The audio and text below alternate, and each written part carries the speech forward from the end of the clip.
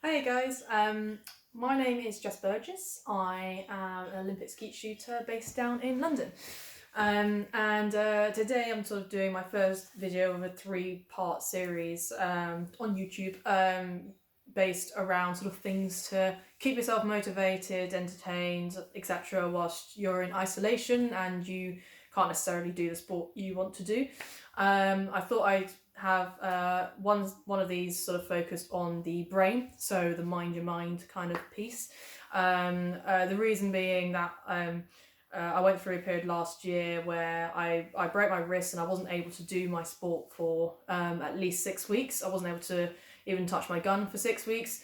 And even after that, it took quite a few months before I had all the muscle strength back to get back into the routine of working properly. So during that period, I really had to keep myself motivated, keep myself getting out of bed, and keep myself working towards the goals I needed to in order to succeed when I came out the other side. So I thought I would use this opportunity to give you guys a little bit of kind of sound bites, hints, tips, thoughts for you to try at home that kind of keep yourselves holding yourselves accountable and keep you working towards where you want to be in a few weeks' time when hopefully all of this has blown over. So just to kind of give you an idea of sort of how I work. So when I'm at home, I tend to enjoy having, a pot of colouring pens and biros, and I like to sort of draw up plans and lists of things that I want to do to try and understand how I work and how I perform, with the ultimate aim of creating sort of average net improvements at the end of every week. And I sort of divide up those rather than a week-by-week basis. I usually have a goal in mind, like a competition or a major checkpoint, which I sort of aspire to be at a certain level of kind of competency or feel of by the time I get there. So one of my sort of big sort of recommendations is really get yourself involved, literally like pens, paper, art attack it, and create a plan that you feel accountable and proud of seeing, and keep yourself honest to it by sort of writing down the activities and things you want to achieve throughout the week on specific days. And if for whatever reason you can't do your trip to the gym on a Tuesday, and because you've had a really long day at work and you're exhausted and you just want to go home and have a glass of wine or whatever, then you can do that too. But the ultimate game is that you hold yourself accountable to what that net improvement is at the end of the week. So if you don't do that gym session on Tuesday because you had your wine, then you go off and you have that session on, say, a Thursday or a Friday or even the next day. But the idea is that by the time you get to the end of the week, you can cross off Sunday and say, I've got to where I want to be by the end of this week.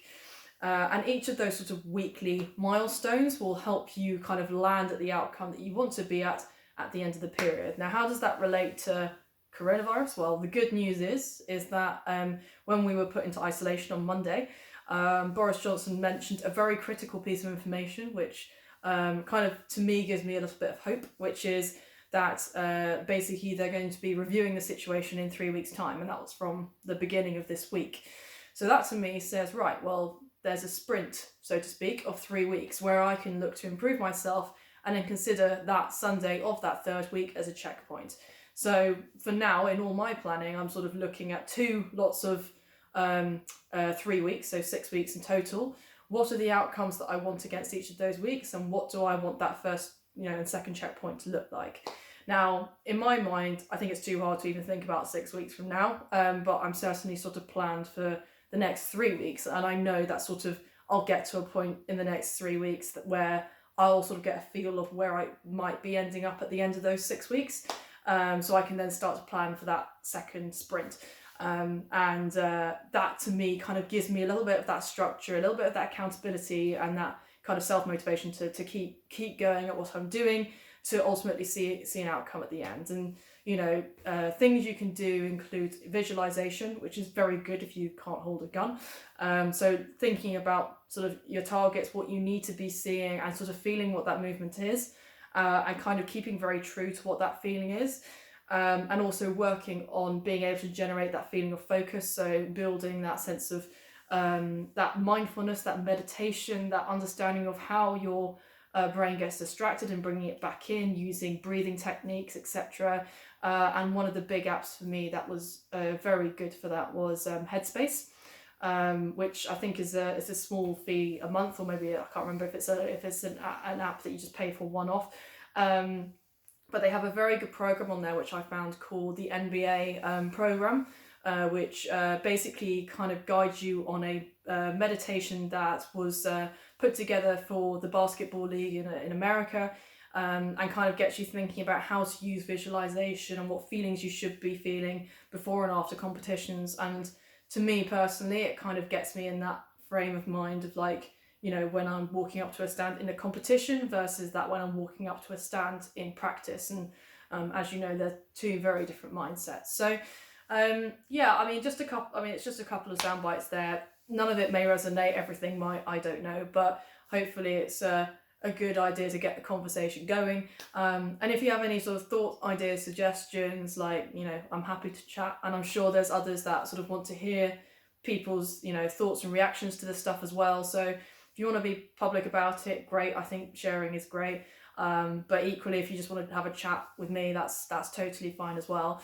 The next part of this series will be on books, so some of the readings that I've done over the course of the last few months to kind of guide my thinking, and particularly the ones which I consider to be slightly biblical.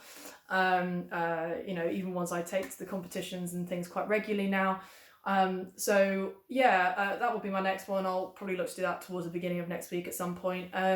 But I will keep you posted. For now, stay in, stay well, stay safe, and speak to you then.